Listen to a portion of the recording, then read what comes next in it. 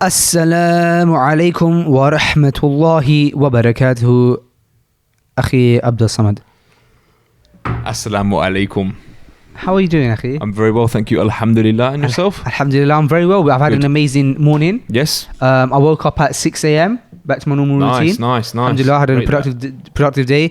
And then we filmed an episode of Freshly Grounded, which we had brother Nate Alhamdulillah. producing.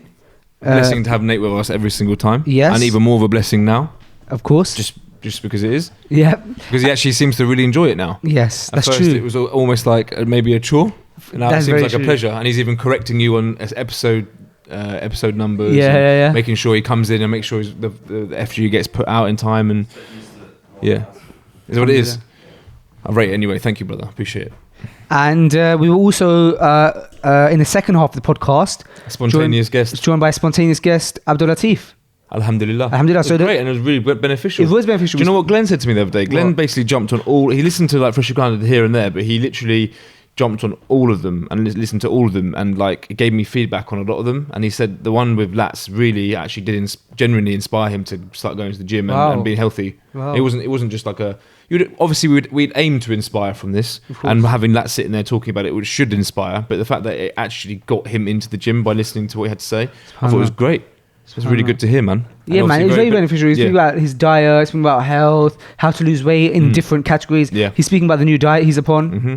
Yeah, man. It's good. Very good. interesting. So we have first to get him back for a full thing, to be honest. Well, Lats and Ajmal actually want to come on here because they've got a new thing that they want to push out. Yeah. And I said, look, guys, the stage and mic is always yours. Sweet, so inshallah, we're going to have them man.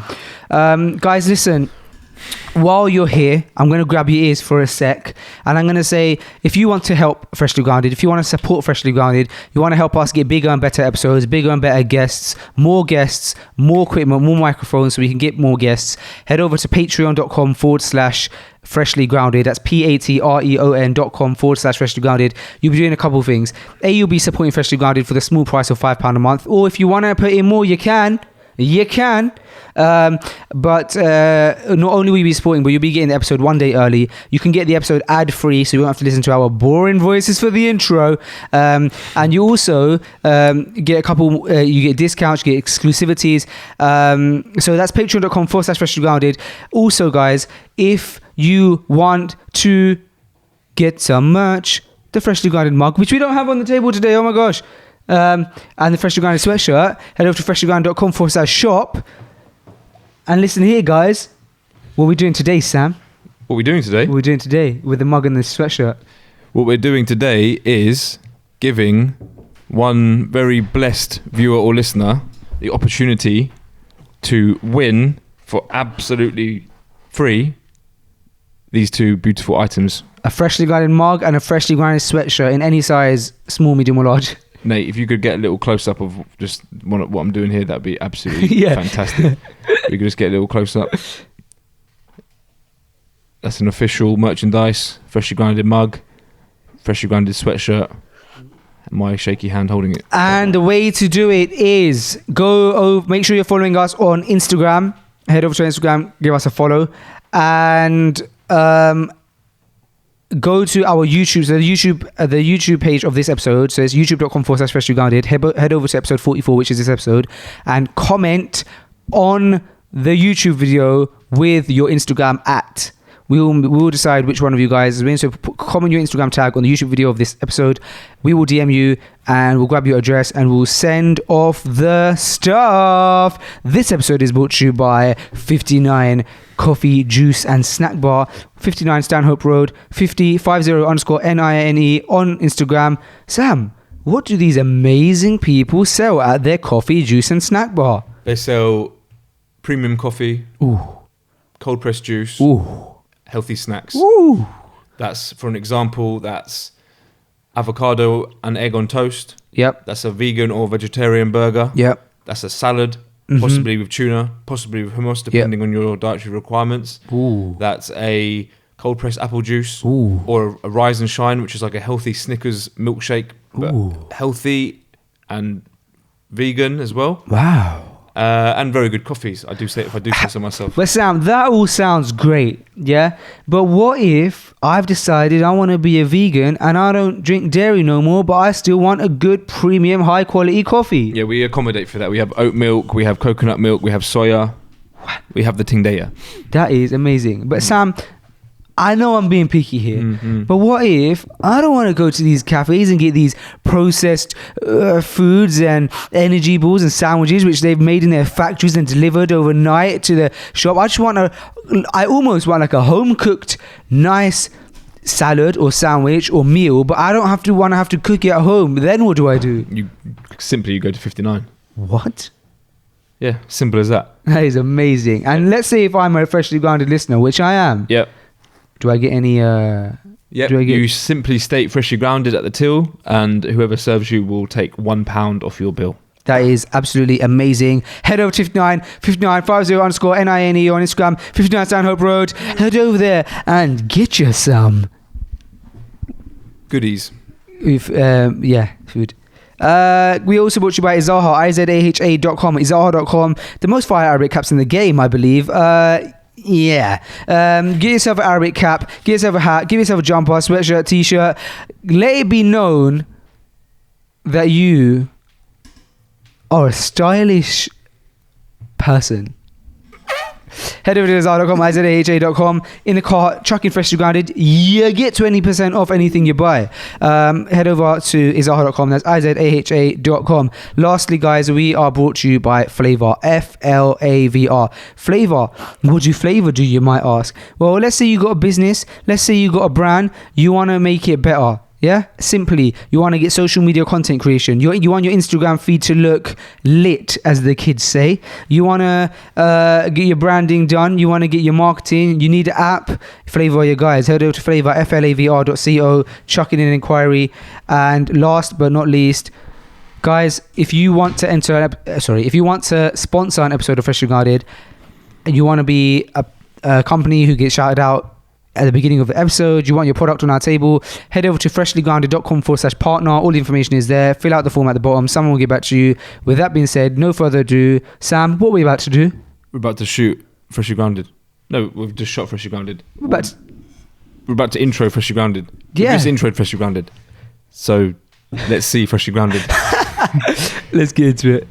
And welcome to Freshly Grounded, the brand new podcast by best friends Faisu and Sam. Huh? I said welcome to Freshly Grounded, After that bit. the brand new podcast And after that bit?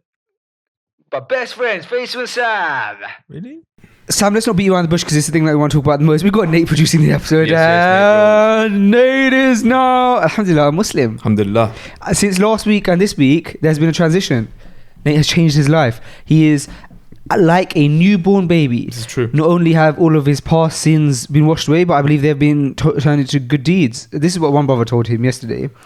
But I haven't got that affirmed. But he's like a newborn baby. Yeah, fresh. Brand new. Brand new. And really cherish that as well. Yeah. Because it's incredible. I was explaining how making dua in the state that he's in would be a very, very beneficial thing. He's completely clean, almost clean as a whistle, and the dua of Nate would be very powerful right now.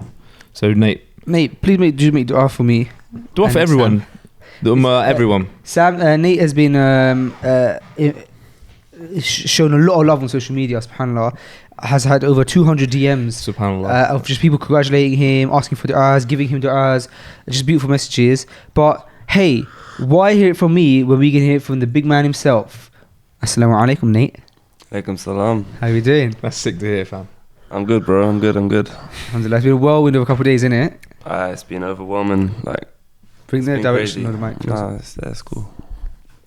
You can hear me. Yeah. Whirlwind, yeah? Yeah, it's a bit of a madness, to be honest. Every time someone asks you how it is, your response is like, it's still overwhelming. Yeah, because I actually haven't had time to settle down yet by myself. Yeah, so it's like when I get home around it's like 7:30, so I have to like quick shower, then make Isha, yeah. yeah, and then which I learned last night with Kareem. I was on FaceTime. Alhamdulillah. He was going through the emotions with me, so yeah, it was all good. Alhamdulillah. What did we say? Alhamdulillah. Yeah, mashallah. Alhamdulillah. Allahumma barik, man. May Allah bless you, man. I mean, it's for people listening who kind of probably don't know the story and stuff. Like it's not just like it's not been an overnight thing. Like in the sense that you've obviously looked into Deen for a while now, and you've known about Islam for years and years, even before Nate was here. And Allahumma barik, I think one of the things that everyone always used to say about Nate was that you have like these like very beautiful characteristics already, and humbled and grounded, and so I think people wanted good for you because you already are a good person. Allahumma barik. So yeah, man. It was almost everything. There's a small piece of the puzzle missing. Do you know what I mean? But yeah, you're right. And what you say, he's like, mashallah, the characters of him is as a Muslim should be, which is great, humble. And everyone used to say that, people used to come to his office and be like, is Nate Muslim? Is Nate not Muslim? Like, people used to say that a lot in the office, because he handles himself like a Muslim should, which is to be the best you can be as a human being. Right. I get asked like nearly every day if I was. Yeah. Your beard seems to have got a little bit longer as well over the last few days. It's that beard oil I got yesterday. Mashallah. He's found out, he got sent lovely gifts yesterday by Mubarak London, and they actually sent Nate a lovely box of like loads of gifts, a hat, beard oil, books, and then they sent a bigger box to the Flavour team. Nice. Yeah, we got these really lovely dates that I'm gonna have you try later. I see those dates. Yeah, I've got some of those dates at Yard, man. Amazing. They're very, very good. Yeah, beautiful. Treats, aren't they? Oh man, amazing. Yeah. Amazing. Sunnah mixed with a bit of chocolate. Literally. Yeah, basically. But yeah, alhamdulillah, man, it just feels amazing. Are you used to it yet? Me? Yeah, man. For me, it feels right. Do you know what I mean? Yeah. Because it's like your soul is like back where it belongs. Like obviously your soul hasn't left your body, but in the sense that do you know what it is, bro? They say that obviously being a Muslim and worshipping Allah and being submitting to our Lord is the thing that is natural for our fitrah, isn't it? It's natural for our natural disposition. Our soul is what it longs for, and it's what's natural for it. So when you're not doing it or you're doing anything against that, that's what feels strange, not being a Muslim. When you be a Muslim, you feel like, oh wow, my soul feels I like find myself. Yeah, that's what you say. Like if you do find yourself, because it just feels right. Exactly. So when I see you now, nothing's changed in the sense that when I look at you, I feel like it just feels right more than anything. I feel whole. Is that how you feel? I felt, even from that day seeing the video, like the emotion that came out of me was I couldn't control it. My body just kind of lightened straight away as soon as as soon as you hugged me, and it just kind of left, and I just felt it's a bit overwhelming. Yeah. You know what is that?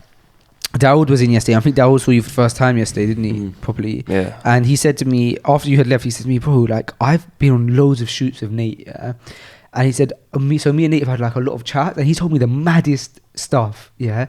But he said he's never cried. And he said, so when I watched that video and he cried, I was like, subhanallah. But bro, this is what the deen does, because like, it's such a powerful emotion.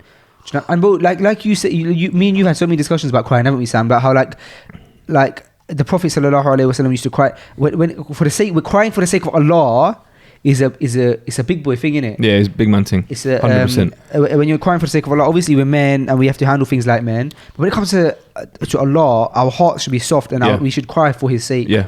Whether that's crying in dua, crying because we think of the blessings that He's blessed us with, or when we are calling upon Him. So yeah, man, it's amazing. You're right, and it's something that we should actually train ourselves to actually be able to do, is to actually shed a tear for the sake of Allah. It's like if you can wake up for tahajjud and you can get up at that time of the night, and if you can get in the habit of shedding a tear and really softening yourself and really crying for the sake of Allah and asking for mercy, like you don't really get a better feeling in this whole dunya other than that feeling. Trust. Inshallah. Yeah, inshallah. Very true. Very true. But I'm sure we will speak more about Nate and with Nate throughout the podcast episode, because Nate is with us for the whole show. We were actually meant to have Red producing the show because he came back from Bangladesh. We were going to speak about his aid work with the Rohingya, but unfortunately he caught something out there, and he's really in a bad way, to be honest. He's on antibiotics, so do make dua for Redwan. Make dua for Nate and Red. Make dua for Nate and Red. And So I thought I had something to tell you, Sam. I went to East London this week. Whereabouts? Barking. Okay. Which is insane because it's in the same city as I live in, but it's so far. Like, I remember Abu Osama did a talk and he said that he was talking about traveling and about how it can be that you drive like half an hour or an hour out of your city and you're a traveller.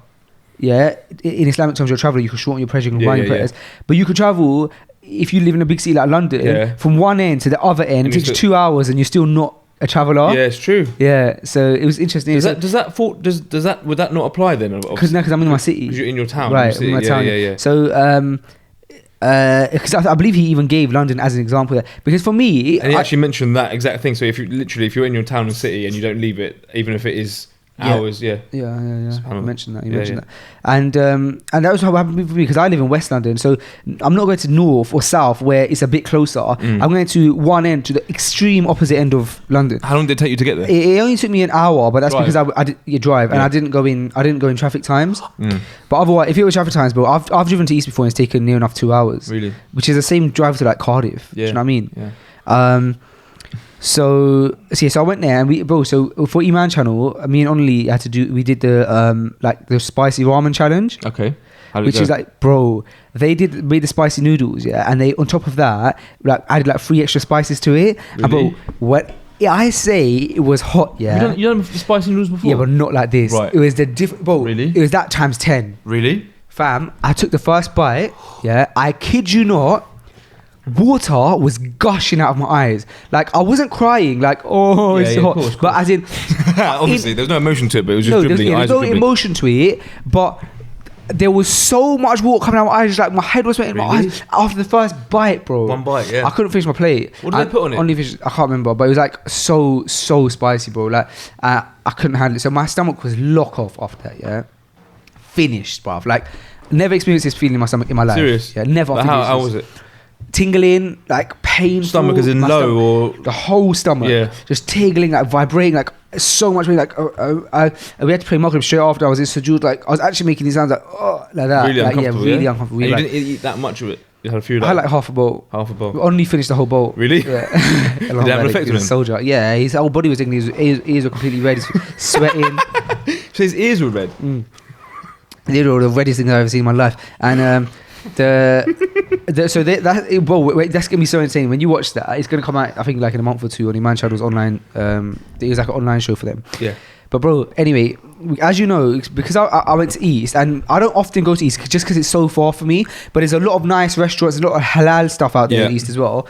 And so, I think I know what you're gonna say now. The desserts. Yeah. So basically, what happened is I said to my missus, I said, "Why don't you meet me in East? Because I'm already there," and she was in Central, and it was like convenient for both of us. I said, we're not often in East, so let's go out in it for like food or dessert or something. Now, it had just so happened that a dessert place in East had messaged me and said, look, we want, and it was literally like 10 minutes away from where I was. I was like, we want you guys to come down, 100% free. Just come down and eat desserts. And I said, look, I'm in the area with my wife, so if there's ever a time, I might just come now. He was like, yeah, reserved your table, khalas. Yeah, I picked up my wife, went to this dessert place in Canning Town. Got there, and I'm not gonna lie, bro, like, because I'll be honest, bro, the place itself looks very regular. Yeah, like they could do a lot more with the place itself, like the actual architecture and interior and stuff like that. It's very like a regular dessert place. Yeah. But the food was actually top notch, yeah. So I ordered a freak shake because I've just never had one. A freak shake. Freak shake. I've never had freak shakes. So I just wanted to experience it. It's like a milkshake, but like just on an extreme level. Like it's just like it all comes out. All coming out and everything. Yeah. So I ordered like a Kinder Ferrero freak shake, and my missus ordered a cookie dough, but that's because I forced her to. I really wanted to try it. Yeah. So she ended up ordering a cookie dough, and I've never had a cookie dough that's nice anywhere other than like the Pizza Hut cookie dough. So I don't have good high expectations, but bro, their cookie dough was amazing. Really? Freak shake was amazing. And then they just started bringing out us more and more desserts for free. Bro, they started bringing us desserts, and we just couldn't finish them. They give us too much. Bro, bear in mind, my stomach was still finished from the noodles. And now I'm having this... Nah. I was... Bang loads of dairy off. Bro, it was... How many did you manage your freak one? You managed I managed a bit of that, most of it. Yeah. And then they gave us like a chocolate, like all these like little like strawberries and waffles and stuff. And they gave us like, a bowl of white chocolate, and a bowl of Fondue, milk chocolate, like fondue. Yeah, had that, and then like had some cookie dough, bro. Had you eaten dinner or anything? Was this your dinner? I hadn't had dinner because I had the noodles. You just had the noodles then, and then you went straight to there. Bro, straight from the noodles. Yeah, I couldn't. My stomach could not handle any dinner. Like, how did you feel that night? Okay, so my stomach was hurting. Came home that night. I still hurting, but like I ended up actually eating because I was just hungry. I just fancied like I hadn't eaten since breakfast that day because I proper meal in it. Yeah. So I ate. My stomach was in loads of pain, but I couldn't like. I was all locked up in it. I was blocked up. I couldn't do nothing. So I just thought, like, even go sleep. Yeah.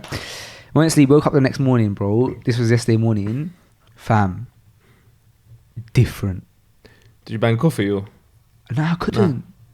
Bro. You didn't have a coffee in the morning? I didn't even have a coffee. Bro, listen, I tell you there's been 3 times in my life, yeah, the top 3 times where it's been the most peak for me for my stomach. 2 of them I've experienced with you. Once was Gambia, the worst, because I come back from Gambia, I feel like I had food poisoning. Me and Musa Slam had food poisoning for like 3 months after, still 2-3 months. Gambia was number 1. Number 2 was Dubai, when I had that subway in the airport that you warned me against. Yeah? And number 3, Akhi, was this. And this wasn't even food poisoning. Those 2 at least were food poisoning. Yeah. This wasn't even food poisoning. It was that bad. Really? Bro. You recovered now? Alhamdulillah. Yeah. So, yeah. Actually, after that Gambia Dubai trip, my stomach's made of iron now. You know what I mean? It takes a lot. So, alhamdulillah. But yeah, man. Finished, bro. And how did you feel like your well-being and stuff? Could you tell? I feel horrible. I feel horrible. Yeah. I feel, why am I doing this to myself? Like, not good, actually. I thought like this is crazy. Yeah. And do you know what? Yeah, as I snapped the dessert because that was like one of the. I told like the guy wanted me to like snap it up a bit, so I did. And as soon as I snapped the dessert, Abdul Hakim messaged me saying, "Akhi, no!" Like, Akhi, let me read you the DMs. It's so funny. But these are the DMs. Akhi, these are the DMs he sent me, bro. He goes, "You boy, it's so funny." He goes.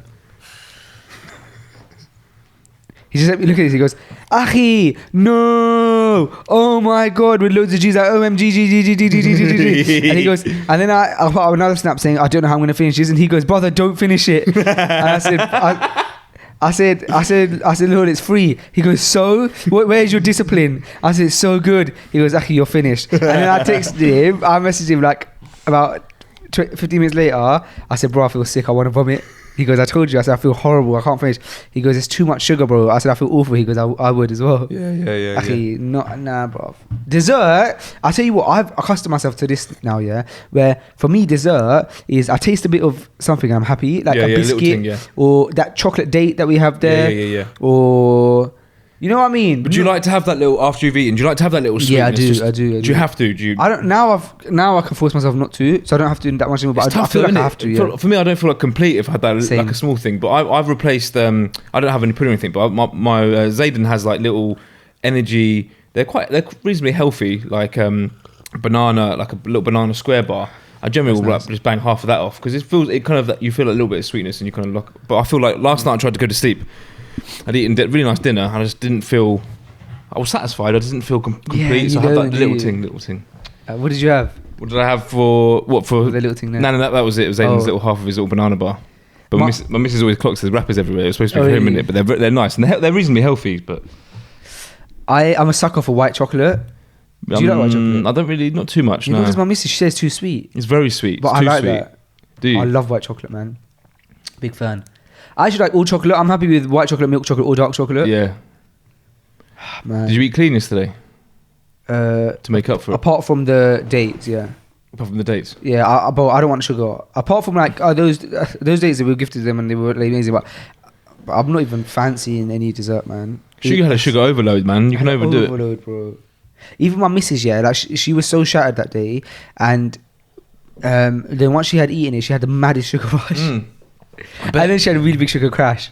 She went through all of the emotions in like the space of like an hour. And then I had my sugar crash, yeah, as I'm like driving home. I got to drive a whole hour home, like a straight road, and I'm like falling asleep because of my crash. What are the prices like for those big milkshakes? Like £6? £6, quite reasonable, isn't it? can say why people love those places. Our meal in total would have cost us maybe like 20 quid probably. That's including all the extras. I think so. I don't know, maybe. So like it's like reasonable price because they look. I know I've never been to That's one a of those. really cheap sponsorship. Isn't it? I'm a sucker for food. Hey, you give me the 6 food, quid I'll now, put you yeah? in my story. Bless.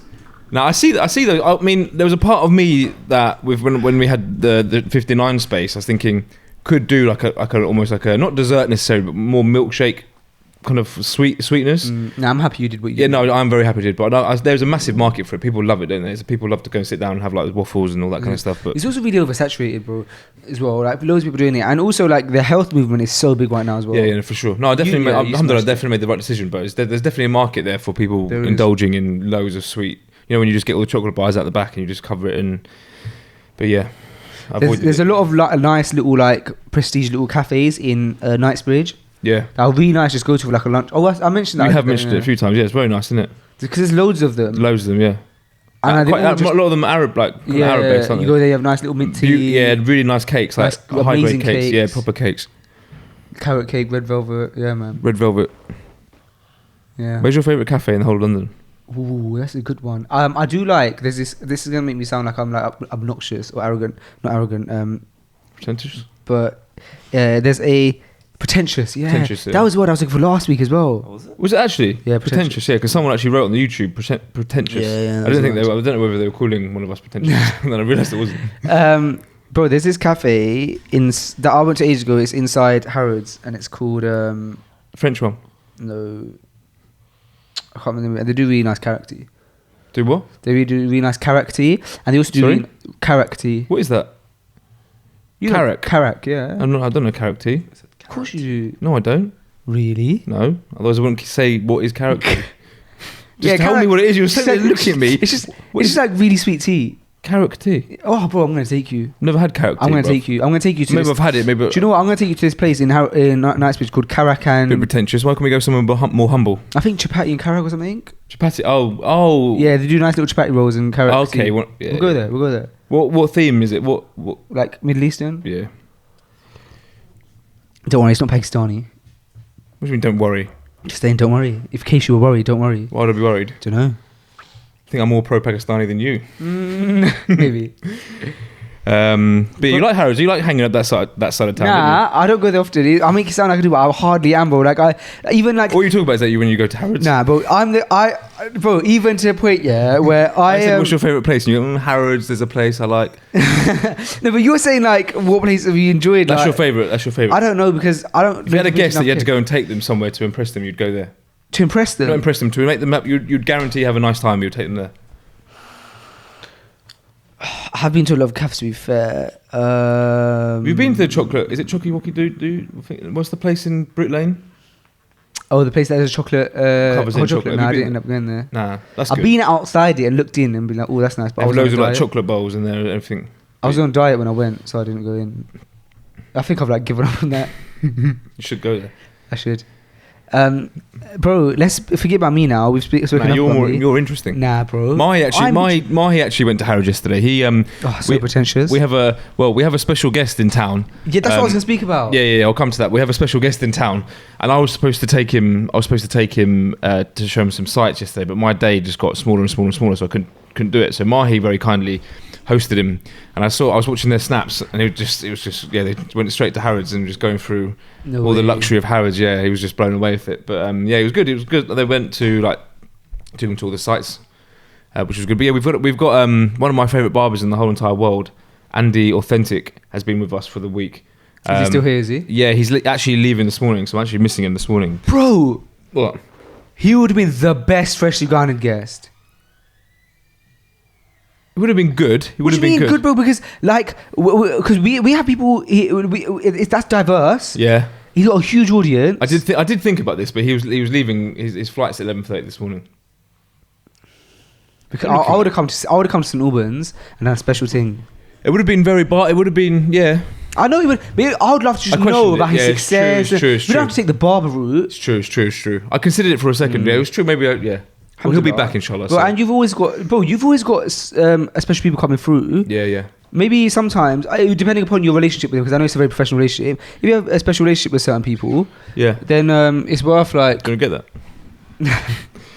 Yeah, I could. Yeah, okay. I'll yeah. I did. I thought about it. Alhamdulillah. Yeah. It wasn't meant to be in it. Yeah. But it was great. It was incredible that he came down because he owns a couple of salons. He's a very successful guy, family man, and he took a week out to come and spend in St Albans, which was fantastic. That's very nice of him. And because I remember I came to get my haircut and he was there when you kind of said to me, "Boy, that's a, like amazing barber right there," and I was like, "Oh, who is that?" And I thought you kept saying Anthony. And I was like, because you were saying it quite quietly, obviously, because he was really nearby, so you didn't want to was that Andy Authentic? Was that when he first got there? Yeah. And so you were like, I was like, oh, what's his name? You're like, and I was like, what's that? Sorry, Sam, was that? Because I'm trying to like Instagram him, and you're like, I'm like, bro, I really want to know this guy's name. And I'm like, what is it? Oh, bro, he'll never call me twice. So I might have to be really good and take this call. Really? Yeah, I think so because I don't know. Podcast. Okay. Cool. That's our special. Assalamu alaikum, brother. No, much. I'm just shooting a podcast at the moment, actually. How are you? Why don't you roll through and then give us 10-15 minutes on mic? Hustling for that guest. Okay, so I'm sorry. I'm going to have to explain myself to the freshly grounded listeners. I don't normally answer calls. I've never answered a call during podcast. Are you going to leave that in the podcast, yeah? Yeah. Okay, go on. I don't normally answer calls during podcast. You don't know. But called you twice. When someone calls me twice, I get worried. Because I know, because if I ever call somebody, it's true. I call them once, and they don't answer, I assume they're busy. Was it an emergency? He wants to come through. Oh. But anyway, because if I call someone once, and like, I feel like they're busy, I'll either, if I really want to get in contact with them, as soon as they don't answer, I'll send them a text, but this is what's happening, so call me when you can. But if it's an emergency, I'll call them straight after, like, twice. And so because I got a second call, I thought, do you know what, for the sake of like I could just edit that out, it could be important. Anyway, it was less, and I said, well, if you're rolling through the office, why don't you jump on mic, give us a quick update, and then it can be a little featuring thing, get an update. What third mic were you using? That one. Quick 10-15 minutes. Yeah, don't know. Yeah. I'm so sorry, bro. Anyway, can you please I can't remember where we were, bro. Okay, what we were saying, is then you was basically saying, like, you were kind of mumbling his name, and I really wanted to know because I wanted to look him up, and so eventually you said it loud enough for him to not hear but for me to hear, right? And so I Instagrammed him and I was like, wow, like this guy looks like an amazing barber. And anytime somebody has an American accent, I get captivated because I'm like, oh, American accent, just like Americans probably do with English accents. And subhanAllah, you had left the masjid. You had left the barbershop to go to the masjid. What day was it? Saturday. Saturday. It was a weird day. It was Saturday, bro. You Saturday, yeah. Fine. Yeah, I had my haircut Saturday 12:30. That's right. Yeah. You went to the masjid. And you had left me in the barbershop with a couple of your barbers and Andy Authentic. Me being the social butterfly that I am, struck up a convo with Big Man Barber. Did you? Yeah. Yeah, man. Me and Andy had a little old chat. He was asking about where to go in the old London. He was asking about Big Ben. I said, listen here, and. Yeah, I didn't say and. Would have been quite rude. It would have been a bit rude. But I said, I didn't actually say this, but in context, I said round about the words. Listen here, and. You don't want to go to Big Ben because it's probably the most boring thing you'll ever do. You're going to go travel half an hour out of where you are, out of Hertfordshire, land and then get off the train and literally look at a big clock, which I believe isn't even working right now because they're doing construction on it. So like, please do not do that. And he was like, all right, what else can I do? I was like, I mean, you could go on the London Eye, but I mean, what did you recommend? Harrods? I said, bruv, like, I gave him very negative like feedback of London. Shock. If someone was to come to London, I would say to them, go to the markets, go to like, because the guys in the office, a couple of the guys in your shop recommended him Camden, and I had just come back from a negative experience with Camden, so I was like, you don't want to get Camden. So what did you reckon? You said no to everything. What did you say to him? I left it there. Stay in St Albans. And then we just we as they say, we chatted. I was going to say something else, but I have to say, afterwards we chatted. We shot the chat, and it was nice. Me and Andy the great. What was his name again? Authentic. That's Andy the Authentic. Andy Authentic. Andy Authentic. Andy Authentic. Authentic Andy. Andy Authentic. Big up Andy Authentic. What a beautiful guy, man. Very, very nice guy. Bro, honestly, the little time I saw him there, look like one of those people who has an amazing personality. Very much so. Very approachable. Yeah. Very like talkative. Bro, like anyone who spoke to him, he actually gave them so much time and then had full blown conversation. Yesterday he was in there, I introduced him to my builder and he went off for ages just like talking to him about anything that he wanted to talk about, he was discussing. It wasn't like it was about him, it was just general conversation. What a beautiful personality trait. In fact, we spoke about this not multiple times on the podcast, that me and you are horrible people. Yeah. And I was speaking to Nasir, and I shot a video with a guy called Nasir yesterday, and I was speaking to him on the way home, I ended up dropping him to the station. And I said, bro, like, we were speaking about this teacher that we know that has this personality trait that when you're with him, he makes you feel so special, like you're his most special person. And me and you have discussed this on podcast before, that it's a sunnah of the Prophet sallallahu alaihi wasallam, that when you speak to somebody, you give them your full attention, you put your body, you face your body towards them, and you act, and you make them go away and feel as if, wow, I am that person's favorite person. Mm-hmm. Like, that's how you make them feel. And this teacher makes you feel that. And I said, like, every time I see this teacher, as soon as he looks at me, he's like, Sheikh Faisal, you know who we had dinner with in Dubai? Not Ustad Tim. Yeah. Yeah. Him. Oh, really? Okay, yeah. He's like, Sheikh Faisal. And even with you, he speaks to you, that's how he makes you feel. Yeah, for sure. And Nasir says, well, he makes me feel like that as well. He's like, Nasir, no, I only want you. And I said, what an amazing trait. Wow, yeah. And I feel so, and Andy Authentic had that trait where when you're talking to him, it feels like he cares. He likes you and he gives you attention. Yeah. I that feeling I've enjoyed so much anytime anybody's given that to me, that I really wish and I hope that I can get that. Just try and implement it. I really want to. But Same here. I don't find it natural, bro. Nah, it's not. Well, it isn't. Is it? It must Not be natural to some people. Yeah. But you're so true. So true.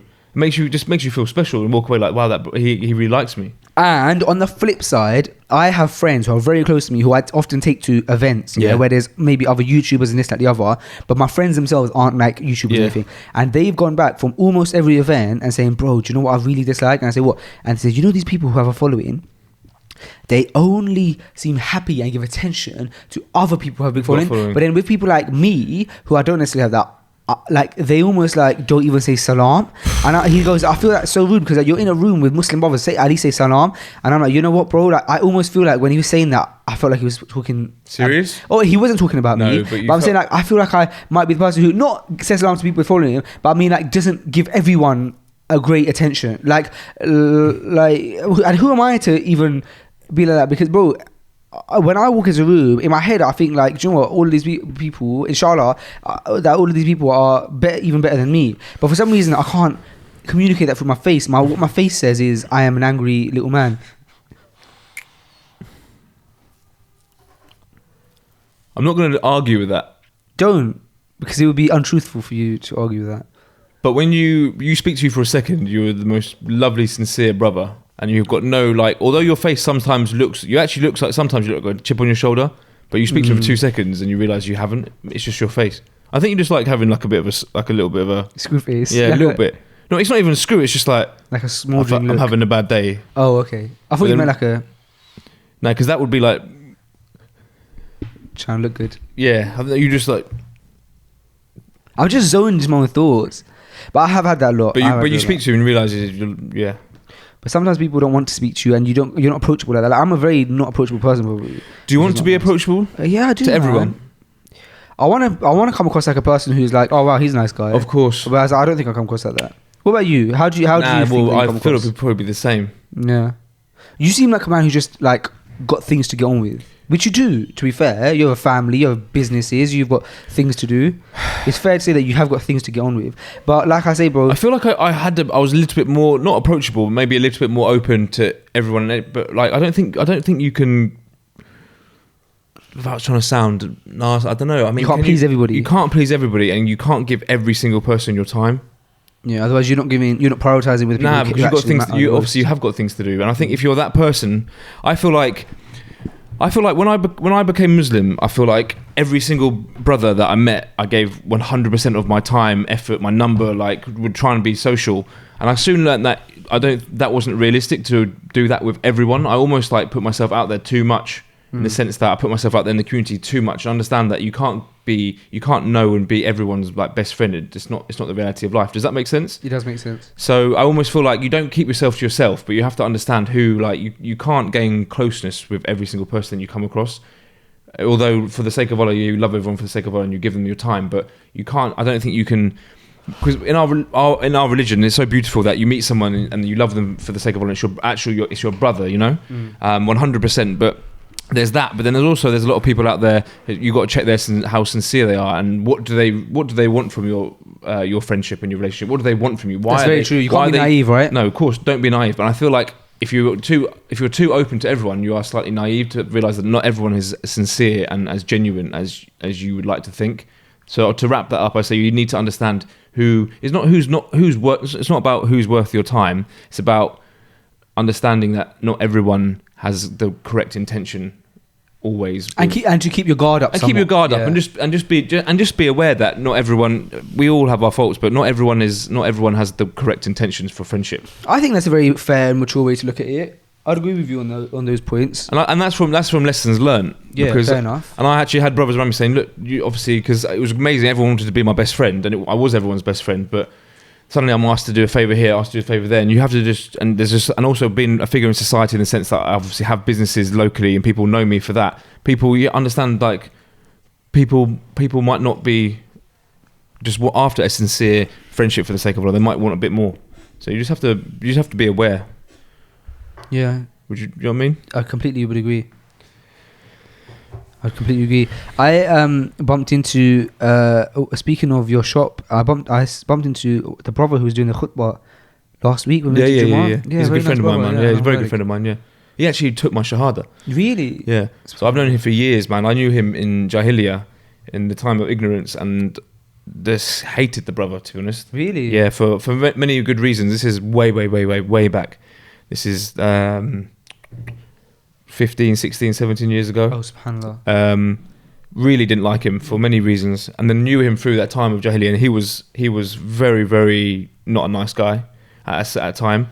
And then I remember seeing, the first time I saw him, I hadn't seen him for years, without going into too much, like, a lot of things happened for him, and he went somewhere and he came out as a Muslim.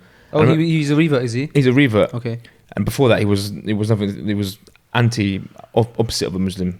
And then he went away for something, and then he came back out, and he had taken Shahada, and he started practicing. And I remember I saw him in a restaurant wearing a throbe, and this is years ago, and I was thinking, I couldn't really work it out. I could tell that he was wearing Arab clothing, and I was thinking, and he was actually giving dawah to someone at the time. That's where I caught him. Giving dawah? Yeah. Yeah, so giving nasiha. Yeah, I remember talking to a table of people, and I remember thinking, there's the matey boy who, you know, and I could see that he had a big smile on his face. He was wearing foreign looking clothes, and he was talking about God. And I thought, and I was not God conscious at all at this point, but I just thought, fair enough to him, because that's nice. I thought fair enough to him, like, good for him. At the time, I didn't think he was crazy, but I thought each to their own. He's obviously upon something which I don't quite understand, but he looked like he had such a smile on his face. I really remember how happy he was. That's what I remember about him from the other day, that he was really smiling. Yeah. How beautiful does Islam make people, man? I know, if you went from that to, like, I gave him, I walked to the shop and he looked me straight away, Assalamu alaikum, brother, how are you? Yeah. Alhamdulillah, you looking... But do you know who else I love? Glenn, man. Just love me, Glenn. Let me finish off what I was saying. Sorry, bro. Because Glenn We'll go back to Glenn. We'll bring up... Was Glenn with him, yeah? Yeah, Glenn was with him. When was this? Oh, did he come to the shop? Yeah, and then, like, they went to the cafe. So this wasn't... you saw him... Sorry, you didn't not speak to him at Jummah. You spoke to him after you met him at Jummah. Yes. Anyway, so I was aware of him back in society, and I actually spoke to Josh about him and saying, see, my man is back around, da-da-da. And he's like, yeah, he actually spoke to me about God for a bit. And this is, again, I wasn't God conscious. Josh was Catholic or whatever at the time. And he said, yeah, we had a really nice conversation about God. And I said, fair enough, da-da-da. Left it as that. And then when the time I did went to Jummah before taking Shahada, just to kind of find my feet in that. And then I tried to take my Shahada with someone, and they actually said to come back. So me and my mate walked off. Yeah, trust me, bruv. I literally said, wow. My friend basically spoke for me. You know how it is. Of course. I was just like, my mate spoke for me. Went up to this next man outside, who I know who he is and everything. We went outside and said, the brother here wants to take Shahada. And he literally said, come back and do it. Which is, looking at it now, is just insane. But alhamdulillah, the other brother we were talking about overheard, and then we'd crossed the road, followed us over and goes, did you want to take Shahada? And he obviously knew who I was at this time as well. I said, yeah. Boom, banged it straight away. Just did it there on the road with him, as you should, of course. And that's why I became Muslim. But it was just ironic that he is the one that brought me. SubhanAllah, that's how you did Shahada. That's an amazing story, bro. And and this is someone who, like, I remember one time he's older than me. I remember one time we were chilling on a Friday night somewhere, and he came and just like, punched me in the arm. So, like, twice he punched me in the arm. This was the time when he was bigger, older, and he was with all his people and that. I remember, and this is a guy for many reasons really disliked him, and now I'm standing next to him, hugging him. He's just brought me into the religion of Islam, and alhamdulillah, ever since that we got closer and closer, and our wives are our friends, and he mashallah, make dua. His name is Shahid. He is doing fantastic things for our community, man. Fantastic things. But it's just strange how the qadr of Allah is just crazy. How this is someone who I used to dislike a lot. And even the other day, I see him on road with another brother that I know, another revert brother, and he also had a lot of issues with him back in the day. And we were standing there, and he turned to me and said, "Should we beat him up for old time's sake?" I said, "I'll forgive him for the sake of Allah." But it's just ironic. Three reverts sitting there, all knew each other from Jahiliyyah for bad reasons, and now we're just having their like, yeah, man. But his character, mashallah, he's upon knowledge. He studies a lot. He's on correct understanding, and he gives a lot of very, very good dawah in our community. He calls like to the Salaf, and he very much has knowledge for days, and he's doing some really, really great things. So yeah, it's great. What you say about like taking the Shahada and the brother saying come back and stuff really resonates with the episode that the podcast episode I did with Tim Humble, because Tim Humble was talking about how there's a lot of things that like misconceptions about the Shahada, and he said that it's a real shame because, for example, when he took his Shahada, he was under the assumption that you had to have 2 witnesses because that's what he was told, right? And so he went downstairs and he said the Shahada in front of his parents, even though they didn't know what he was saying. Right. And he said, like, now he knows that that's not the case. He said, imagine a person believes in the truth, knows what Shahada is, was too nervous to take it, and is now about to die. Imagine if he's like about to die and like he's like, oh, I want to take my Shahada, and there's no one around me. SubhanAllah. Yeah, do you know what I mean? Yeah. And I can't take my I can't be a Muslim now. It doesn't make sense, he said. So that's basically it reminded me of that. I'm just trying to make sure that I caption my time in. But you caught up with Glenn, yeah? I caught up with Glenn, and I was going to say that, you know, we were talking about that feeling of like when someone makes you feel that special stuff. I went to the cafe, saw Glenn, and Glenn was looking at me, he's like, bro, yeah, I don't know if we're gonna try an Irish accent, but he's like, you look so like, you just look so good, you look so fresh, like the haircut has done wonders, like you look amazing. I was like, you don't know how to take the compliment. Yeah, bless him, man. Yeah, bless him. I mean he it's is always lovely seeing him. Bruv, yeah, man.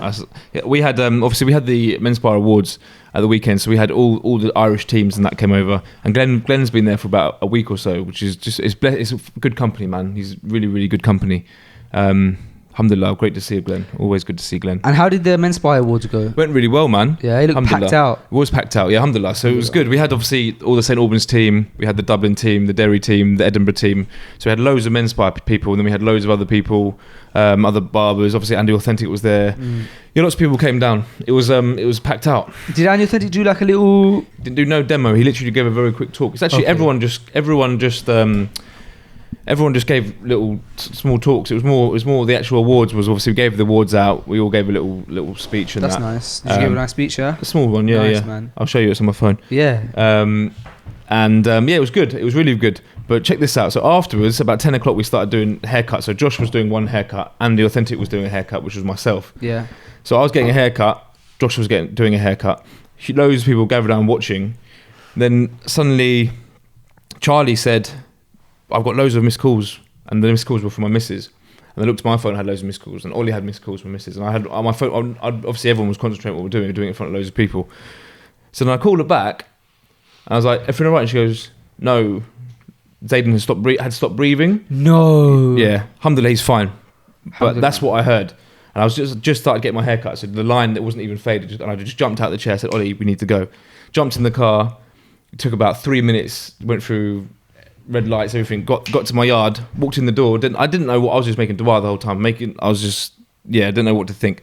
Walked in the door, and my missus was there holding him, and he looked fine, and I was like, I didn't know what to expect. And then the ambulance came, and basically she had gone to like just tuck him in when she'd gone to bed, And then he was like really struggling with breathing. You could hear he was like really struggling with breathing, and then he was coughing like a baby seal would cough, which is it's basically like children can get the windpipe can actually get infected and actually it can close up.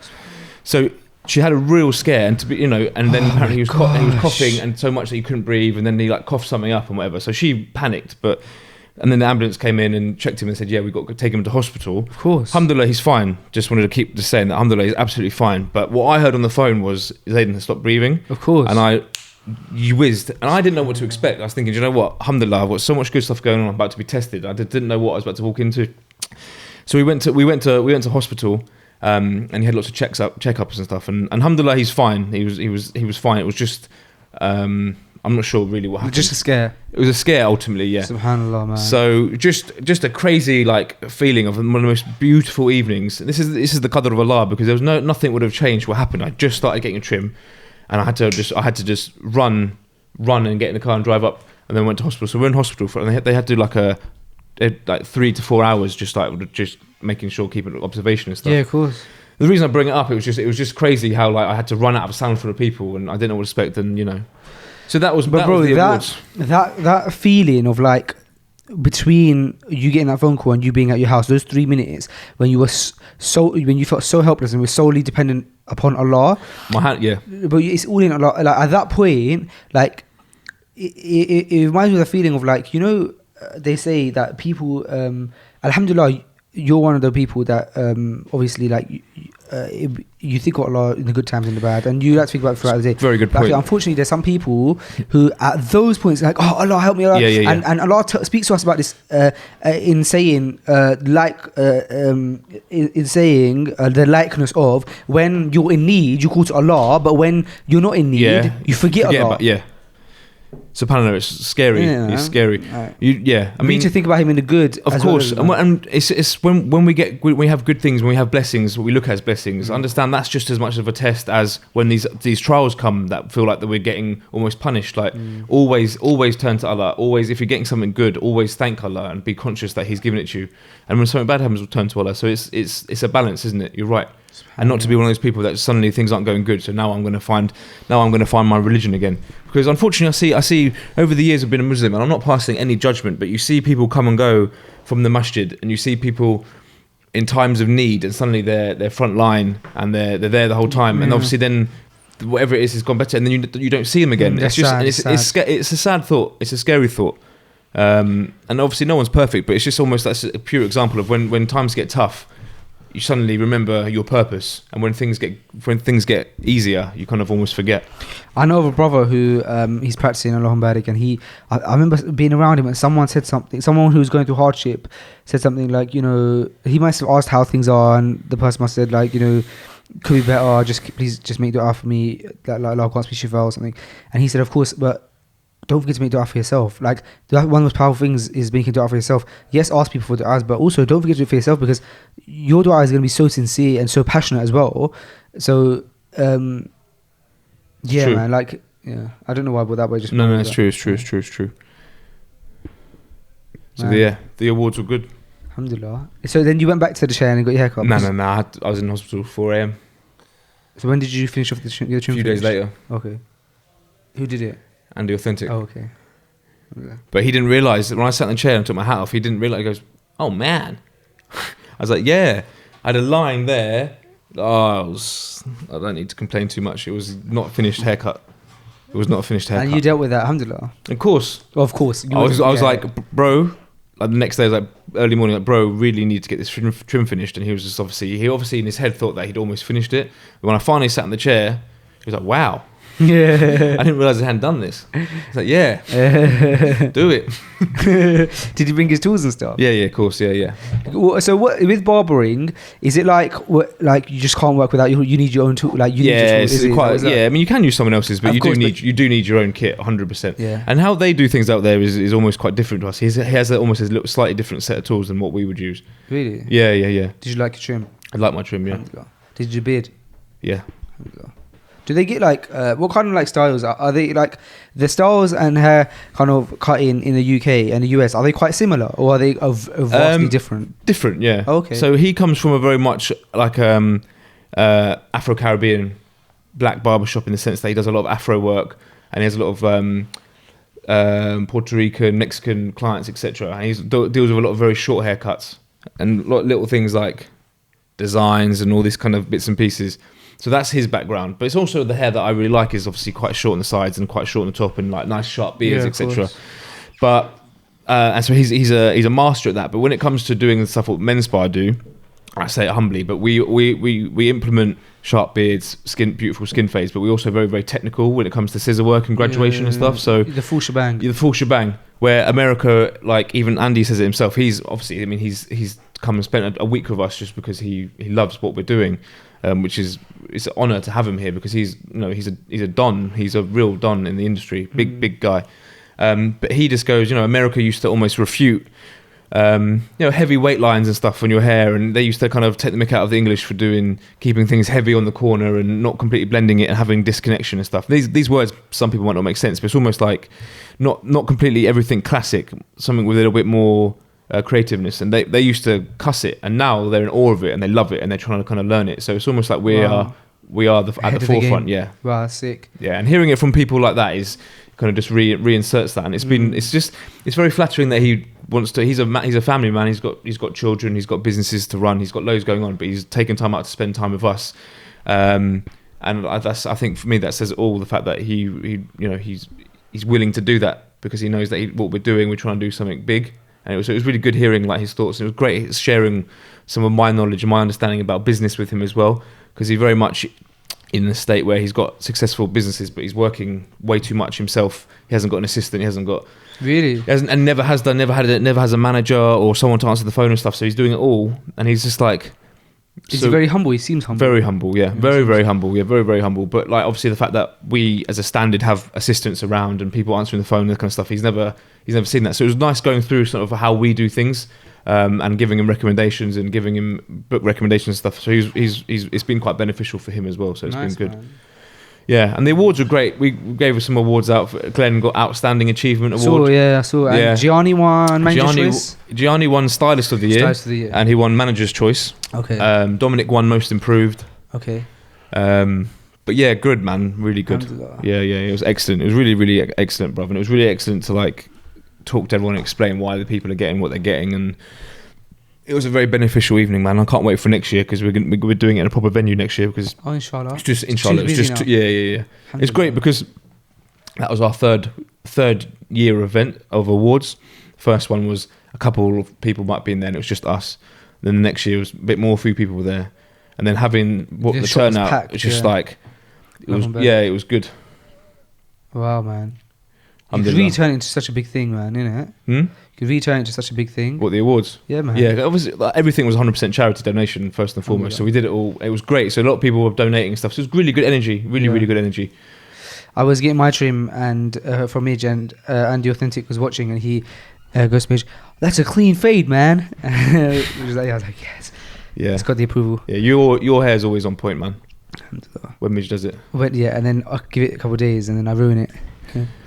Nah, have you shaped yourself up? Yeah. I had to. Why? This morning, because I was a mess, bro. I looked horrible. I had no other choice. Shaped your cheeks up? Yep. Done a good job? Thanks, bro. Mitch says as well. Mitch says I do a good job of myself. Yeah, very good job. Should we take a break? If you want. Yes. So can I just say, we are now in the room, with there's one English, British, white man, one Asian, Pakistani, brown man, one mixed race, half British, half Caribbean man, and one Nigerian man. Have I got it right? And alhamdulillah, we all Muslim. Alhamdulillah. I'm not full Nigerian now. Oh, you're not? Half Nigerian? Yeah. Half Nigerian, half British? Yeah, you could say that. That's calm. Oh, no. I know.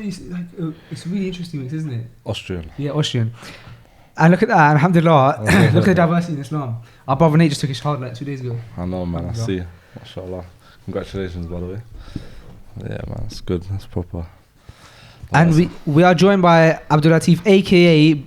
better known as Healthy Mindset. Assalamu alaikum, bro. I've dragged you on the mic. Yeah, nah, man. I appreciate you letting me spit some bars. Man. How are you? Okay? Alhamdulillah, I'm good. How you been? Alhamdulillah, bro. I've been good. And last time we had you on the podcast, we were speaking about... What were we speaking about? Sam, we speak about health. Healthy mindsets, healthy bodies, healthy souls. Well, you have a good memory. Yeah. We were speaking about healthy mindset. No, do you know what we was talking about? What? The flat earth. About the flat earth. It popped up. That was Oh, the big yeah. That was a mistake. It was a mistake purely because just the DMs just popped so much about people asking for videos and proof. Is it a mistake in terms of you think it's round now? No. I still stand from what I believe, but it was a mistake announcing it on the fact that so many people listened to it, and yeah, there wasn't a backlash, but there's a lot of people asking for a lot of stuff from me, so I kind of just I'm gonna keep them onto myself. Right. It's good to be controversial sometimes. Yeah, for sure. So that's what's going on in life now, man. So you came on to like episode like 2 or 3 before, so that proper early on in Freshly Grounded, one of the early episodes. It was also one of the shortest as well. It was like 1 hour long. Very busy man. And what's going on with your life now, man? Still full-time PTing or branching out? Yeah, obviously I got married. Alhamdulillah. Moved out from my mum's, so living by myself now, with my wife. So that's been taking a lot out of me. Obviously managing to train as well at the same time, but not like as hard as I wanted to be. But now literally, because I've got all of that out of the way now, so I'm back on it, training 4 to 5 times a week. Hopefully eventually get back to 6 to 7 times, inshallah. And yeah, just focusing on that right now. Obviously dealing with clients as well, PT and online training. Got a few clients online. Soon have a website launched. That'll be the next step, and just a few other little projects I have in mind that once it's up and running, I'll share. So you're saying that you've taken a little bit more time out of the gym. Is that because you've been giving your wife more time, or you've been trying to get a place sorted out? Have you just sort of what's the reason? So several reasons. Obviously, moving house is not like finding the right place is not always easy. It takes a lot of time. Can take months. Then sorting out a wedding can take a little bit of time as well. Venue, catering, all of that stuff, and yeah, all of that stuff takes its time to get into place.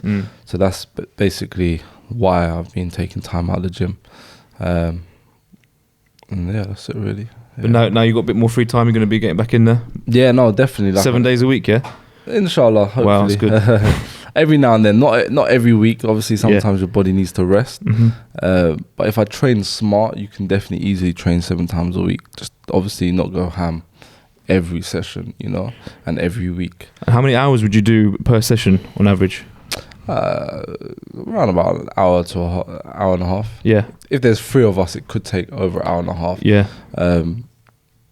But yeah, that's just because you have to wait a little bit longer. Of course. How long is the average session for, like, if a person is training by himself? Because you hear some people say, oh, you should not train more than 45 minutes, like, because that is just too much otherwise. And then you hear some people say, no, I do, even if I'm by myself, I do like a good hour and a half in the gym, and 45 minutes is a joke. What can you get done in that time? For the average layman, 45 minutes is more than enough. People that are working, they can't always commit to long hours. It all depends on what your goals are.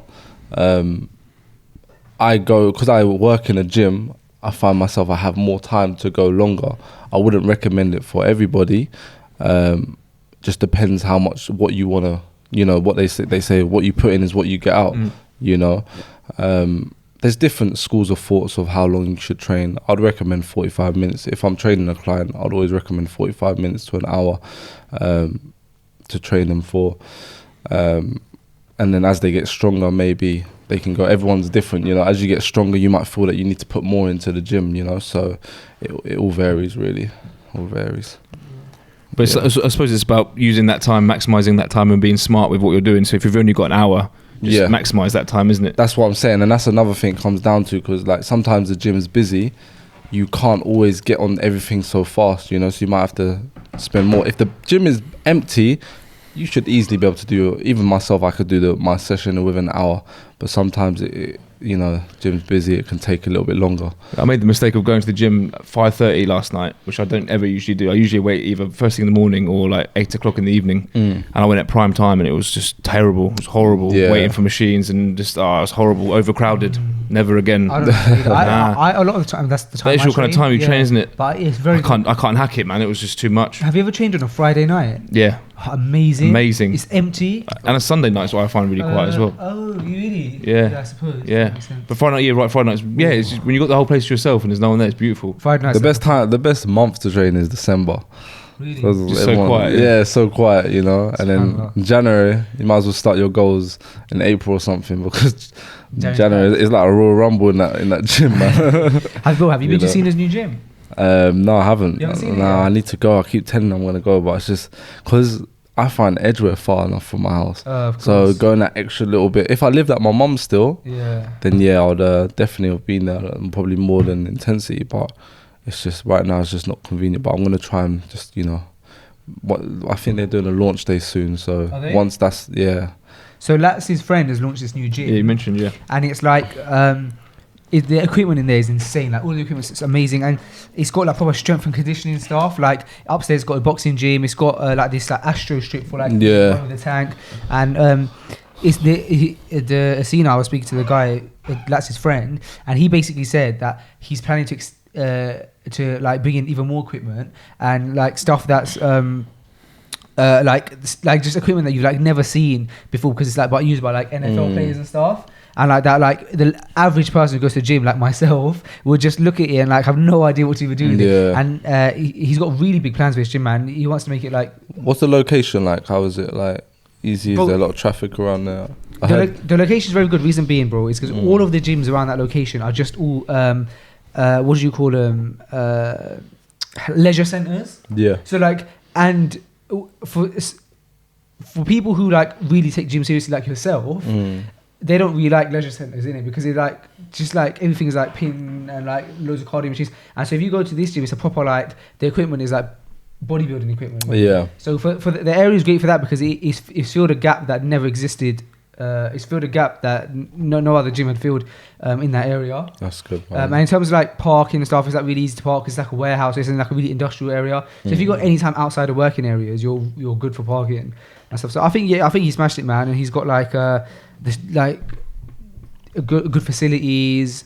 So he's done well, man. He knows what he's doing when it comes to facilities. He said it was 6 months in the making.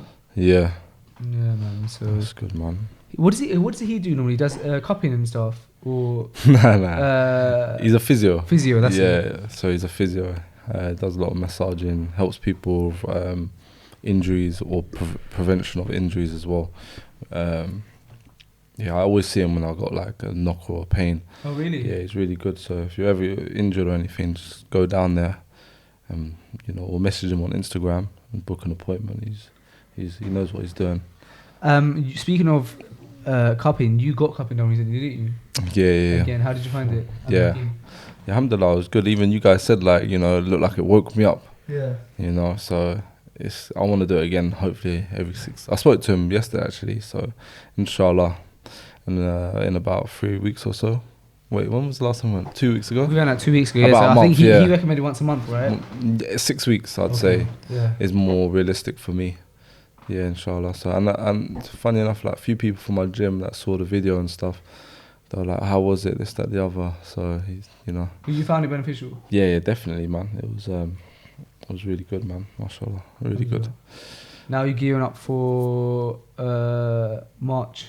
March, is that Joshua's next fight? Yeah. Gearing up for that? Yeah, man. Definitely, it's gonna be an exciting fight. I wouldn't say it's gonna be the easiest of fights, because he's a hungry guy. Yeah, well champion. But I back my boy all day. Are you okay to stick around for some current events? What events? Current events, as in like, remember we did current events? Did we do current events last time? Maybe not.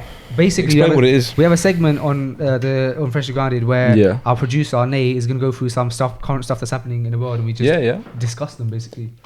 Yeah, you have to stick around for that. Yeah, I only done an hour parking, but it should be fine. I don't think I'll be in there for an hour. Give me your when it's running out. Give me your number plate and I'll sort it out. I've already sorted it out anyway. I just need to do it on the app. Alright, fine. Yeah. Alright. Let me know anyway. Alright, in that case, let's head into some current events. Current events. I ain't got no mic today. Nate Rose. Oh, you need it, bro. Oh, you've got no mic. No, you need this. Just put this on the table in front of you. Is it on? Don't hold it though. Just put it on the table. Right. Let's go, Nate, my mate. Alright, let's get into it. First one we've got here. Where is it? Where's it gone? We all know about the House of Horrors with the Turpin family. Okay, yeah. Have you heard of this? No. Have you heard of this, lads? House of Horrors. Can I explain to them what the House of Horrors thing is first? Because I wasn't. Subhanallah. Yo, can you show me the your phone? Because I want to see. Have you got the pictures on there? Yeah, let me see that. Right. So basically, before I show you any pictures, yeah. In America, there was this family. They found this family. They had 12 kids. The mum and dad, they had 12 kids. 13 kids now. Oh, in the original article said they had 12 kids. So there are 13 kids. And everything seems happy-go-lucky. The neighbours didn't really know much about them, but like, you know, the kids go to school, blah, blah. It seems like a normal family, right? Turns out one of the children, I think a girl, escaped. Yeah, goes to the police station, says like, we get tortured, abused, this, that, the other. Police turn up at the yard. All the kids are chained to their beds. No way. Bro, this right That's now, horrible, bro. Now listen to this, yeah. The mother and father are in court, yeah, and so this is the article that Nate's about to read about them being in court, and the mother is smiling in court. And look at this, bro. Just look at it. But oh no, America's messed up, man. bro. Look, I'm gonna show you a picture, yeah. Please. Oh my days. Oh, what the hell? Is that scary? That's something from a horror film, bruv. How old are the children? Oh my days. The oldest is like 29, I think. And they've been locked up. What? The dad. Show me the dad. That's the dad there.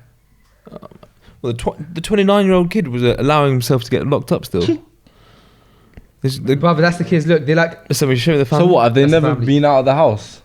I don't know the details, yeah. Oh But my what God. here's the other thing I do know is that they look, they've got pictures together where they all look like a really happy family, etc. And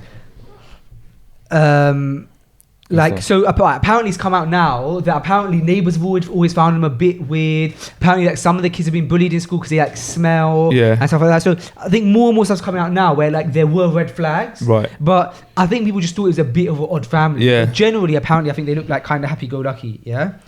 And like that's the couple and stuff. What's So the dad? Is that the dad in the middle? Yeah, the daddy is him. Oh wow. Yeah, and then the mum is like really scary looking. She isn't she?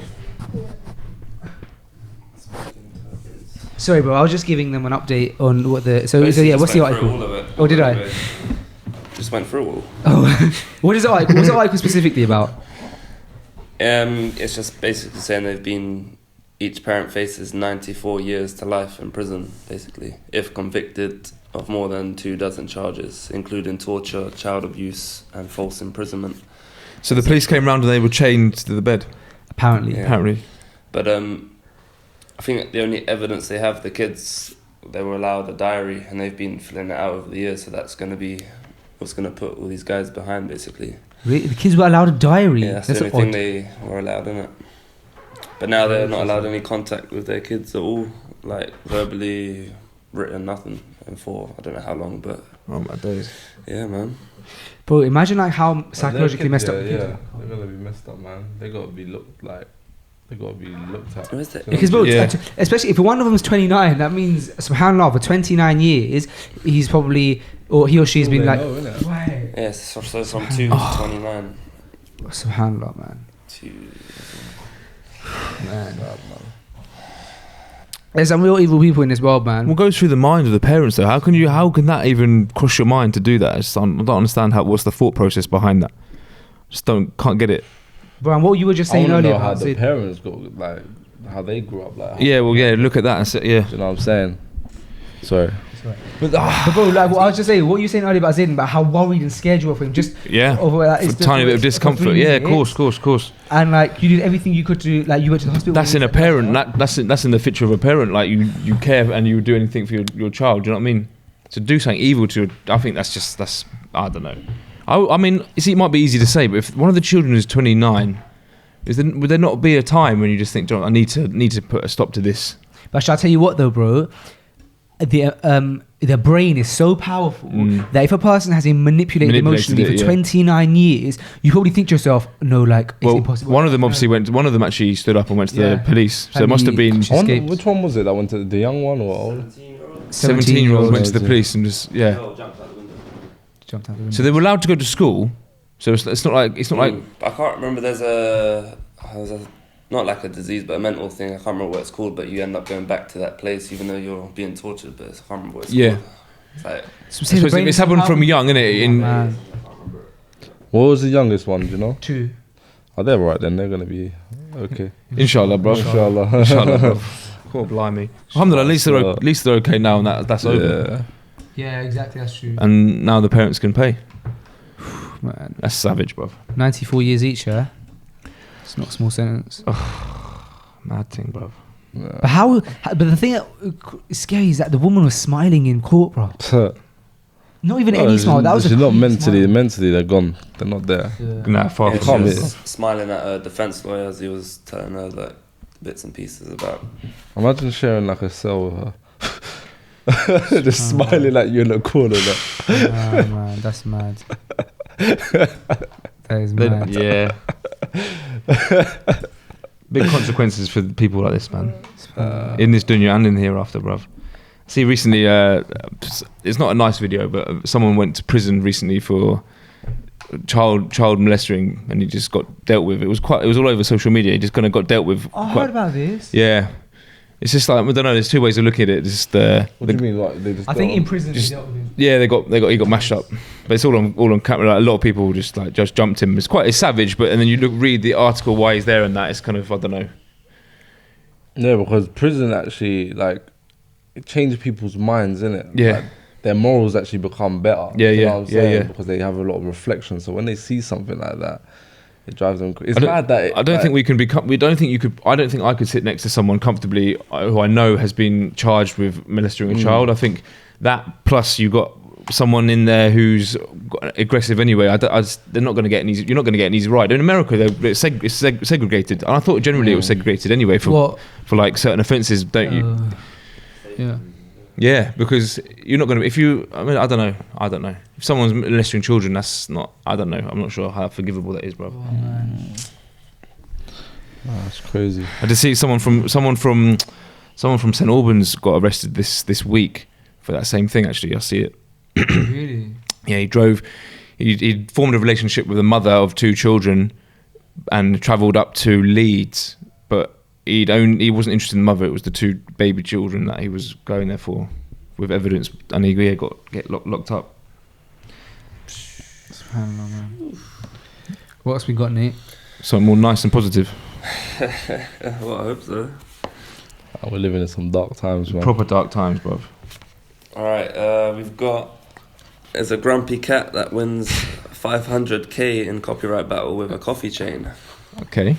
You know Grumpy Cat? If you've seen this. Like things in the internet, the Grumpy Cat. Yeah. That cat became really famous, a viral sensation. Yeah. The cat won 500 grand.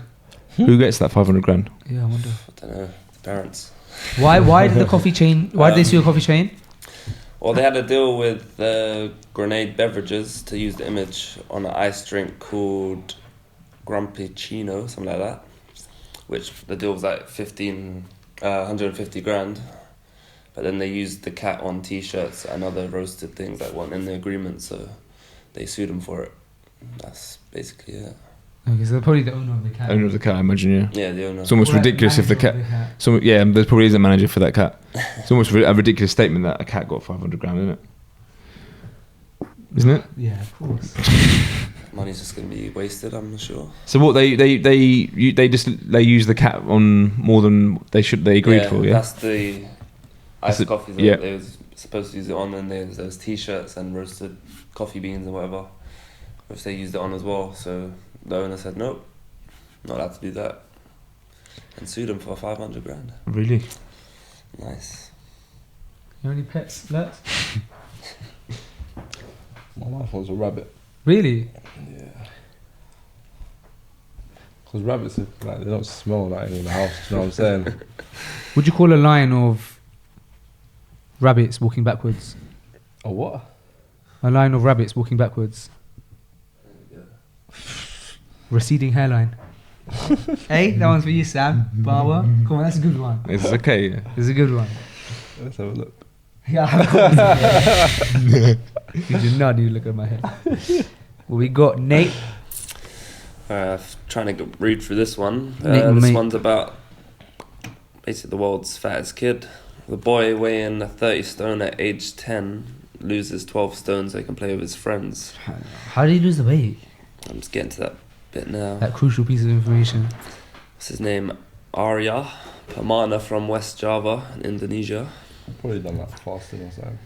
So he was once obese. He was unable to move from his bed, as you could imagine. Let's get to it. Speaking of which, while Nate gets information, I've heard you speak to clients before where they've wanted to lose weight and you've said eat more, but you said like eat smaller portions but just more frequently. What's the science behind that? Because I was quite surprised when I heard you say it and then I asked you about it and you were kind of explaining it to me. Well, there's different schools of thoughts in terms of losing weight, but like if you find people that don't eat anything, they'll eat a whole lot of food in one go, so they won't get to the amount they'll have more than the amount of calories that they should do, because when you're really hungry you just tend to stuff yourself. So when you eat throughout the day you'll feel like you're eating more, but you're eating in smaller portions but regularly. Do you know what I'm saying? And as long as it's clean food, it will help them lose the weight slowly as well. Like you shouldn't lose weight fast. And when you starve yourself, you tend to lose muscle as well as fat. Okay. And that's what a lot of people do. That's why you get a lot of people that they become fat and skinny at the same time. Okay. You know, and it's very. So there's no short-term fix. It's about adjusting your lifestyle and doing it the correct way. So all these crash diets, like the diets that removes food completely and you're just on milkshakes and stuff. Do you know what it is? I've been looking at 1 meal a day diets. A lot of people are talking about having like 1 meal a day, even to gain weight. You just have everything you need in 1 meal. A particular time of the day or any time of the day? I'd say around sunset time. And then throughout the day you could have things like coffee, things with like low calories and whatnot, water. And I've been having like 1 meal a day for like the last 3 days. Yeah. Really? Yeah. What, are you trying the diet out? Just I wanted to see how it goes. I'm gonna do a solid month of it. Okay. I just want to see how it goes. That's interesting. Like consecutively every But like what I found is like you actually get after, like you might feel weak for the first day or so. It's a bit like Ramadan. Like you feel weak for the first day, and after like your energy, you adapt to it, and you feel like a little bit how you do in Ramadan. Like your mind feels more clear, you feel more energized. You wake up, you hop out of bed a lot easier because when you're eating food regularly, you know it's burning energy. That's why people, when they eat a lot of food, especially when they've like starved themselves all day or at work and whatnot, and then they eat loads of food, like they don't know what they're eating, they just chuck anything in them. They feel so tired afterwards. But that's why I say that if you're gonna do it, have it around about like Maghrib time. So you wouldn't have anything for breakfast, or would you? Probably if like I'd have like a coffee. Yeah. And that would do it for you. That will kind of like a coffee. Yeah.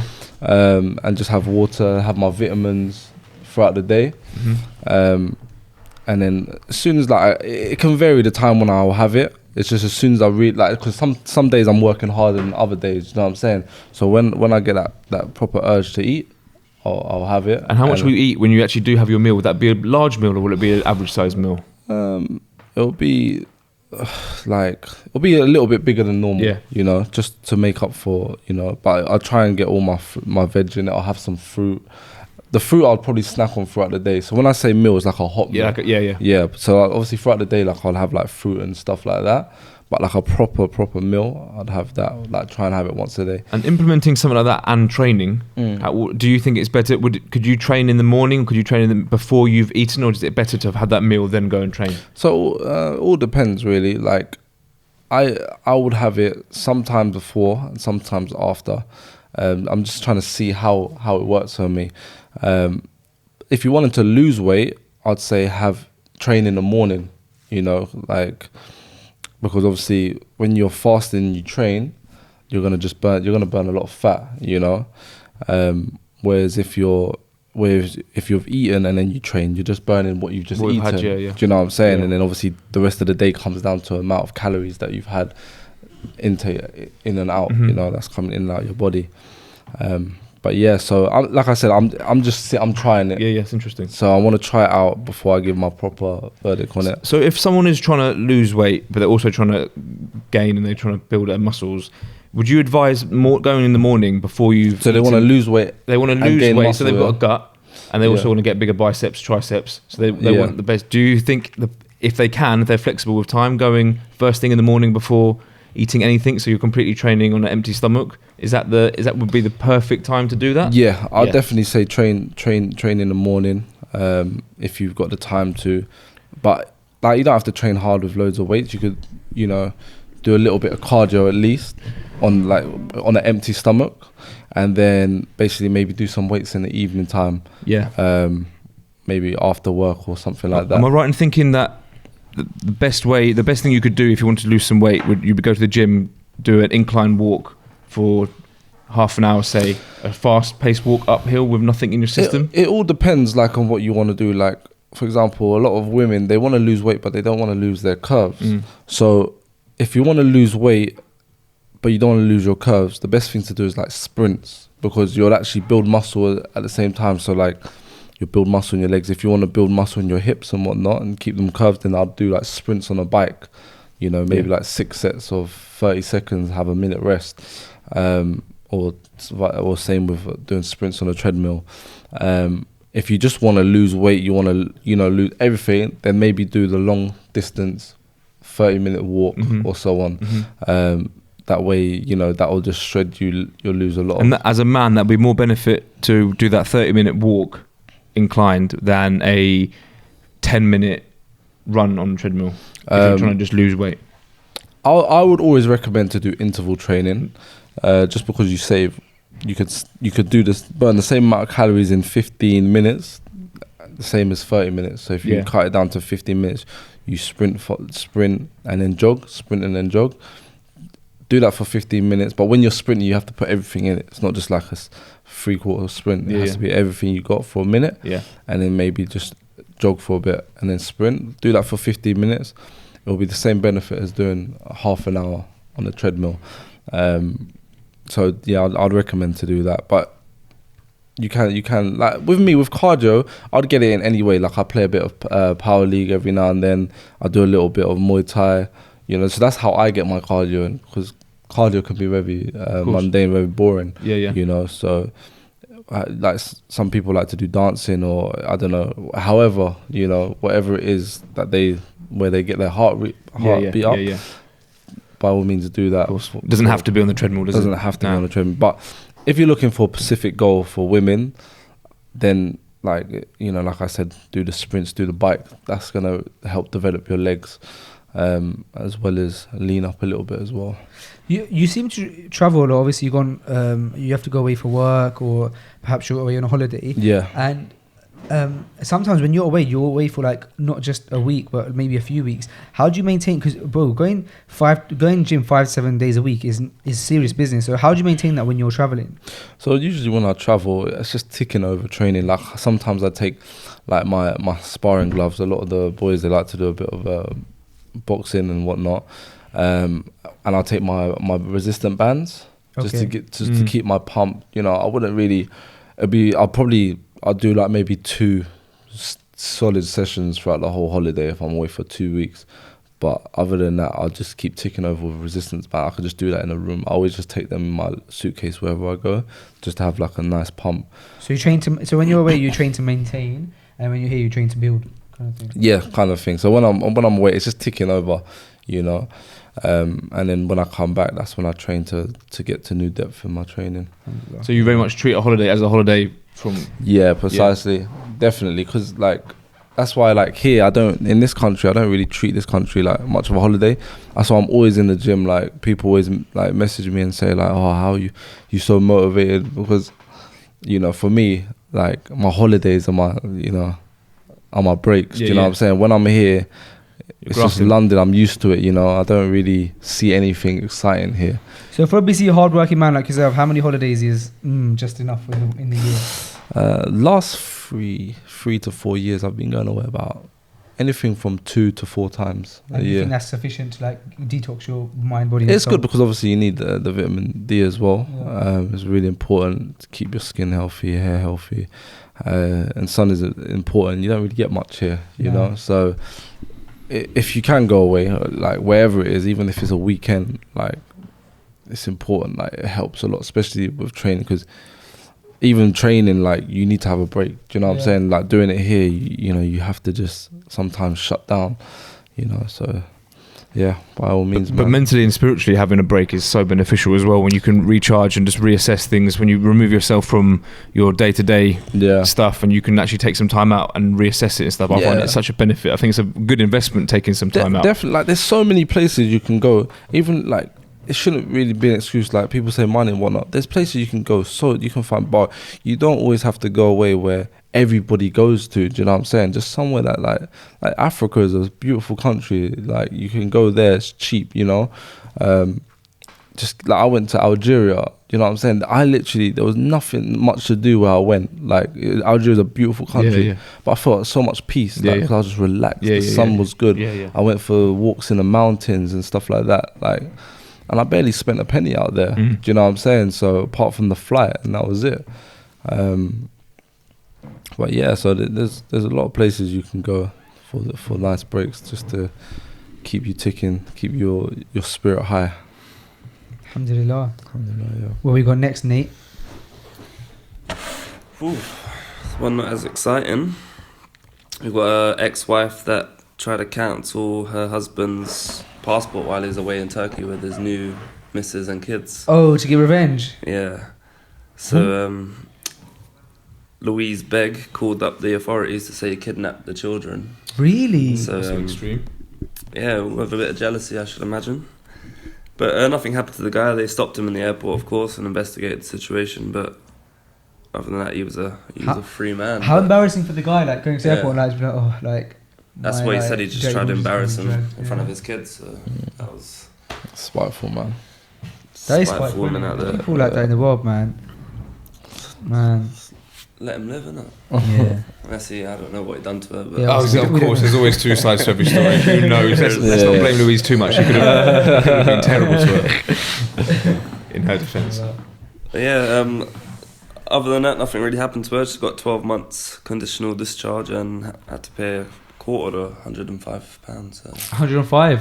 105? Yeah, that was it. Not a neat figure there. Round that baby up to 110 maybe, or round it down to 100, but hey, I'm not the lawmaker. No, you're not. I'm just a guy. I'm a kid. Just a little kid. I'm just a 5'7" kid in the mean streets of West London. Was it 5'7"? Yeah. Lads, yo, I know it's been brief, and I know you're coming back to share the mic with us, inshallah, in a few weeks' time. Yeah. In the next couple of months, you're going to come down with Ajmal. Yeah, inshallah. We're going to have a nice proper episode. You guys are going to talk about the amazing and exciting new things that you guys are working on. We're going to have a fourth mic, inshallah. We've actually got a guest, a really cool guest lined up, inshallah, for the next couple episodes. But we just need to get a fourth mic, so we're going to invest into that, inshallah. Get a fourth mic in. Got some cool guests. Next week, inshallah, we've got confirmed Musa Salam, who does a lot of da'wah work. Revert to Islam. His Instagram is Revert to Islam, and so he's going to be down next week, inshallah, so we can have a nice guest for that. And then we're just getting, step by step, we're getting closer and closer to the big 50, the big 50, inshallah, in Dublin. Inshallah. First Dubai, now Dublin, maybe next Derbyshire. Maybe you can expand out to like a place that does not begin with DUB. True. Yeah, maybe like the Maldives. Let's check the budget. Jamaica. Check the budget. Yeah, we'll do that. Maybe just Birmingham or something. All right, guys, this has been Freshly Grounded, episode 43. We've been blessed with the presence... 44, sorry. Thanks, Nate, for correcting me. We've been blessed with the presence of our brother, Abdul Latif. We've also, as always... I've been Faisal or Faisal or Faisal. We've got Abdul Samad, who has always been Abdul Samad. We've got Nate in productions. Make dua for Red. Jazakallah khair for listening. Assalamu alaikum. Peace out.